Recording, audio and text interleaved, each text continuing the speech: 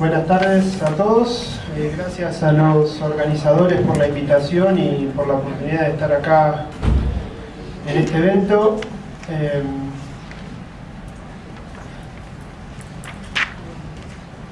Bueno, a mí me invitaron a participar y a charlar sobre la sanción e implementación de los ordenamientos territoriales de bosques nativos en distintos contextos provinciales. Bueno, esto lo preparé junto con Agustina García Collazo, que ella es quien realmente ha trabajado y conoce bien la realidad de cómo los distintos contextos provinciales influyeron en los planes de ordenamiento territorial. Si pasamos a la siguiente, un poco de contexto sobre la sanción y actualización de los ordenamientos territoriales provinciales. Todas las provincias han sancionado sus leyes de ordenamiento territorial. La provincia de Buenos Aires fue la última en hacerlo a fines de año pasado. La ley nacional establece que las provincias deben actualizar sus ordenamientos territoriales cada 5 años, y dado que la mayoría de las provincias ya han aprobado sus ordenamientos territoriales hace más de 5 años, hubiera correspondido que estén actualizados en este momento, pero solo Santiago del Estero y San Juan lo han hecho. También, siguiendo con un poco de contexto a escala nacional, ¿sí? Ahí vemos el mapa del ordenamiento territorial de los bosques nativos a escala nacional.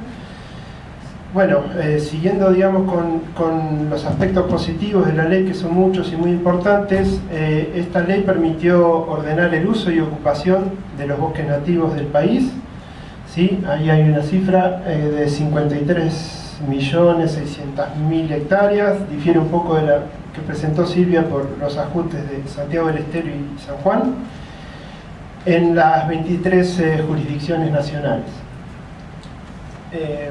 Seguimos, vamos bajando un poco de escala. Ahora nos enfocamos en lo que es la comparación entre provincias, ¿sí? Estas son figuras que ya deben ser familiares para muchos de ustedes. Bueno, claramente existen importantes diferencias regionales y provinciales en la asignación de las superficies boscosas a las categorías de conservación. Sí, en el gráfico de arriba vemos en función de la superficie de bosque de cada provincia cómo se distribuyó ese área en las distintas categorías, y en el de abajo en términos porcentuales cómo fueron distribuidas. Básicamente dos patrones generales se pueden observar a primera vista, que tienen que ver con que las provincias con mayor superficie boscosas, las provincias núcleo de la región chaqueña, básicamente Salta, Santiago del Estero, Chaco y Formosa, bueno, han asignado excepto Formosa, una alta proporción de sus bosques, más del 60%, la han categorizado como de valor medio de conservación, ¿sí? La categoría amarilla, mientras que las provincias patagónicas, con menor superficie boscosa, han categorizado una alta proporción de sus bosques, entre el 35 y 40%, como de alto valor de conservación, relacionado en cierta medida con la superficie de áreas naturales protegidas que tienen, ¿sí? Claramente son distintas lógicas de ordenamiento de sus territorios en función de sus potencialidades y también de sus limitaciones, y de acuerdo al modelo de desarrollo de cada provincia, ¿sí? Las provincias chaqueñas, con todavía, digamos, una amplio potencial de expansión agrícola, ¿sí? Han otorgado un menor valor de conservación a sus bosques. Ahora me voy a enfocar en algunas inconsistencias, ¿sí? que aparecen entre las leyes provinciales y entre la ley nacional y las provinciales. En términos conceptuales, un par de temas tienen que ver con los tipos de ecosistemas sobre los que se ordena el uso y la ocupación. ¿Sí? La ley nacional requiere ordenar básicamente los bosques, incorpora el criterio de la vinculación de los bosques con otras comunidades vegetales para incorporar, digamos, una visión de paisaje y de vinculación ecosistémica. Sin embargo, esto, que es un aspecto muy positivo de la ley, no fue del todo implementado por las provincias.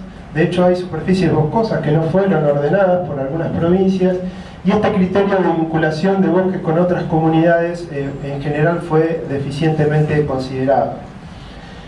Otro aspecto muy importante y positivo que incorporó en la Ley de Bosques Nacional ha sido el concepto de servicios ecosistémicos y el reconocimiento de que los bosques son importantes para la sociedad por los bienes y servicios que brindan. Sí, nosotros los conocemos: la regulación hídrica, la conservación del suelo, el mantenimiento del hábitat, la mitigación del cambio climático, contribución a belleza del paisaje y a la identidad cultural, entre otros, lo cual es muy positivo. Sin embargo, esto no se ha traducido en acciones reales y concretas e incentivos para mejorar y aumentar nuestra comprensión de lo que son los servicios ecosistémicos, de aumentar la valoración por parte de la sociedad y de aumentar los esfuerzos de protección.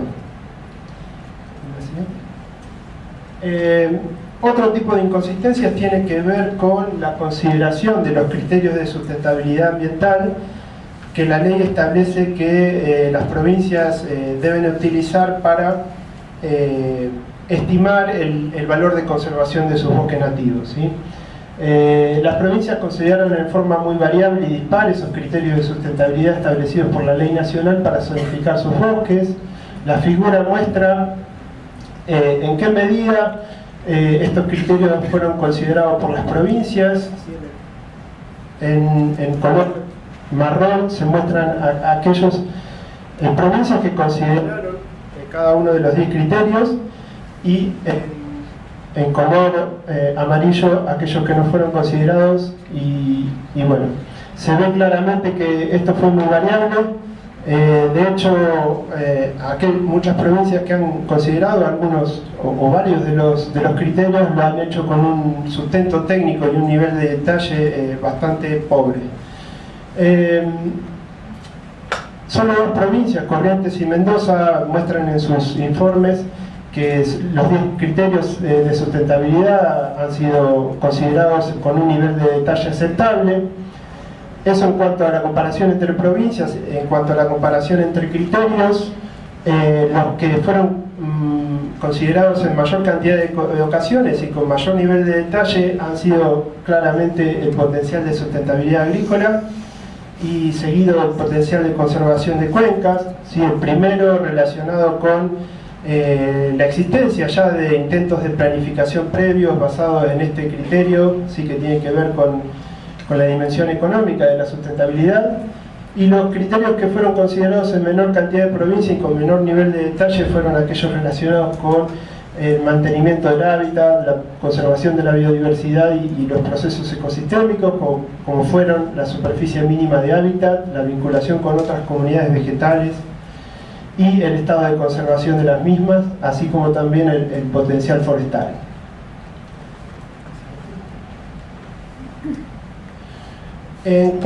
Siguiendo con este tipo de inconsistencias, además de los criterios considerados, las metodologías aplicadas para ponderar estos criterios, ¿sí?, han sido muy variables entre las provincias. La ley establece que se tiene que utilizar metodologías de análisis ponderado de los criterios para estimar su valor de conservación. Sin embargo, solo 4 provincias se evidencia la aplicación de una metodología multicriterio, que son Tucumán, Corrientes, Mendoza y San Juan. En muy pocos casos se han hecho explícitos los pesos relativos asignados a cada criterio y los umbrales, ¿sí?, a partir de los cuales un área es asignada a una categoría u otra, ¿sí? Todo esto ha hecho, digamos, que el proceso, ¿sí?, por el cual se generaron las zonificaciones ha sido muy poco transparente y replicable en la mayoría de los casos. La figura muestra un ejemplo de un caso en donde se aplicaron este tipo de metodologías en la provincia de Salta, ¿sí? Que muestra las ponderaciones que se dieron a cada uno de los criterios en distintas ecorregiones. Lamentablemente esta no fue la zonificación que después fue finalmente aprobada. Sí. Otro tipo de fuente digamos, de heterogeneidad en cuanto a las provincias tiene que ver con la diversidad en el origen y la calidad de información que utilizaron, ¿sí? Hay un trabajo de Gatró con Lorenzo acá, distinguen 3 grupos de provincias de acuerdo a los procesos de generación y utilización de la información para ponderarlos, digamos, con los que ponderaron y valoraron los criterios y muestran que hay 3 tipos de procesos que se dieron en distintas provincias. Uno en donde provincias que sancionaron tempranamente sus ordenamientos territoriales los elaboraron con baja cantidad y calidad de información, producida generalmente en el marco de otros proyectos previos. ¿Sí? Ese es el caso de Santiago del Estero, Formosa y Chaco. En otro grupo hay provincias que intentaron reunir información para cada criterio de sustentabilidad bajo la supervisión directa de la administración pública y muchas veces con participación de organismos de investigación, ¿sí? Este es el caso de Mendoza y Corrientes. Y finalmente provincias que recurrieron a actores no estatales, en su mayoría ONGs, para elaborar el plan de ordenamiento territorial intentando reunir información para cada criterio, como Salta, Tucumán y Misiones. Esto, digamos, muestra la diversidad de dinámicas y de procesos que llevaron adelante cada provincia, pero independientemente de estas diferencias, en general, los procesos de generación y utilización de información se caracterizaron por un uso generalizado y mayor ponderación de la información sobre potencial agrícola, ¿sí? Relacionada con la dimensión económica, una ausencia de generación y una pobre utilización de información sobre biodiversidad y funciones y servicios de los ecosistemas, y una deficiente incorporación de la dimensión humana y social. A modo de pregunta, interrogante para la reflexión, estos autores se preguntan si esto se debe a la falta de información, o sea, si hay vacíos de investigación reales y falta de estudios, o sea, si esa información no está disponible, o si esa información que está disponible en realidad lo que hay es una incapacidad, ¿sí? Para utilizarla en las provincias, o si finalmente hay un sesgo voluntario, ¿sí? un sesgo intencional de sesgar, digamos, en el uso de la información. Bueno, cada uno tendrá sus preferencias. Las inconsistencias regionales que mencionamos anteriormente se traducen en este tipo de consecuencias en cuanto a los ordenamientos territoriales a escala regional. Esta disparidad de criterios y metodologías ha hecho que, por ejemplo, áreas de bosque con similares características fueran asignadas a distintas categorías, a un lado y a otro de un límite provincial. Esto lo ha trabajado Agustina, Lorenzo, diversos integrantes de nuestro proyecto, y esto, a modo de ejemplo, el caso más quizás patente es el de la región chaqueña, ¿sí? Donde en el gráfico de abajo, ¿sí? Es un análisis que muestra un índice en donde las barras, ¿sí? el valor en el eje X, el valor del medio es 0, si ese valor es alto, significa que hay una concordancia alta. Si los valores de alguno de los dos extremos son más altos que los del medio, quiere decir que hay una incongruencia, ¿sí? Una inconsistencia en la asignación de categorías de conservación. Y se ve claramente, sobre todo es muy elocuente el mapa, que en ciertas zonas de límites provinciales, como la que se da entre el oeste de Formosa y el este de Salta, marcado con la letra A, ¿sí? Hay una diferencia abrupta en la asignación de categorías de conservación, donde Salta le ha otorgado mayor valor a los bosques en esa zona, mientras que en el caso del límite entre el noroeste de Santiago del Estero y el sudeste de Salta, ¿sí? Ha sido en este caso Santiago del Estero que ha otorgado un mayor valor de conservación a los bosques de ese área. Estas discontinuidades abruptas en las categorías asignadas a los bosques ponen en riesgo la continuidad del hábitat en esa zona y de los procesos ecológicos que en general sustentan el mantenimiento de la biodiversidad y la provisión de servicios ecosistémicos, ¿sí? Siguiente. Bueno, estas inconsistencias tienen también que ver con cómo fueron definidas las categorías por las provincias, ¿sí? Muchas provincias interpretaron que la ley nacional, las categorías definidas en la ley nacional tenían un carácter orientativo, ¿sí? Y por lo tanto sus mapas provinciales eran, digamos, de alguna manera preliminares y sujetos a algún tipo de recategorización a escala predial. Esto pasó en varias provincias, en Cuyo, el noreste y el noroeste. Acá vemos un caso claro de las provincias de núcleo del Chaco, ¿sí? Se ve cómo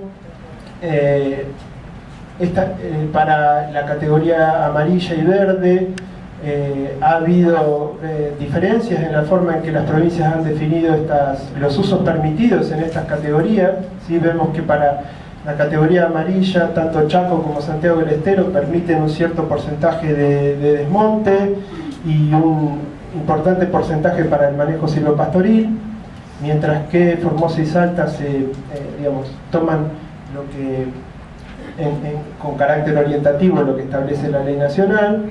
Y también en la categoría verde podemos ver que hay mucha variabilidad, ¿sí? Chaco y Santiago del Estero, de alguna manera aumentan las restricciones establecidas por la ley. Lo mismo hace Formosa, de acuerdo a la zona en que están ubicadas cada bosque. Sin embargo, en el caso de Formosa, por más que exige que se conserve el bosque en áreas verdes, terminó, asignando el 75% de su superficie de bosques provinciales a esta categoría, ¿sí? Otro aspecto, que ha llevado a que ha puesto en serias dudas el cumplimiento de los presupuestos mínimos establecidos por la ley nacional por parte de las provincias, ha tenido que ver con la creación de nuevas categorías y recategorizaciones, ¿sí? Estos son solo algunos ejemplos. Quizá uno de los más famosos son las recategorizaciones en Salta. Ahí vemos una propiedad, ¿sí? Que por el mapa de ordenamiento territorial provincial estaba categorizada como de alto valor de conservación. Con la recategorización pasó a estar en su gran mayoría en la categoría verde, ¿sí? Con este tipo de decisiones en Salta hay alrededor de 80.000 hectáreas que han pasado a la categoría verde. También ha pasado algo similar en Misiones, pero no son todos cambios negativos. El caso de Tucumán, que creó una categoría complementaria, el naranja, para ordenar y tener en cuenta la vinculación de los bosques con otro tipo de comunidades vegetales relacionadas, en este caso los pastizales altura. Y Neuquén, que ha establecido, en este caso 3 tres tipos de amarillo. Uno de ellos es el amarillo urbano dentro de los ejidos municipales, ¿sí? Que es una categoría especial para, de alguna manera, relajar las restricciones y permitir la expansión urbana, residencial sobre las zonas periurbanas, ¿sí? La siguiente, ya a modo de conclusión, porque no tengo más tiempo en el fideicomiso, es que, bueno, rescatar que, como se viene diciendo, esto es algo que compartimos, la mera ocurrencia del proceso de zonificación es un avance muy significativo al visibilizar la problemática, promover la discusión, como se dijo, sentar en una misma mesa a distintos tipos de actores y poder discutir sobre el futuro de los bosques. Los contextos provinciales claramente influyeron sobre los procesos y resultados de la implementación de los ordenamientos territoriales en forma muy visible y muy patente.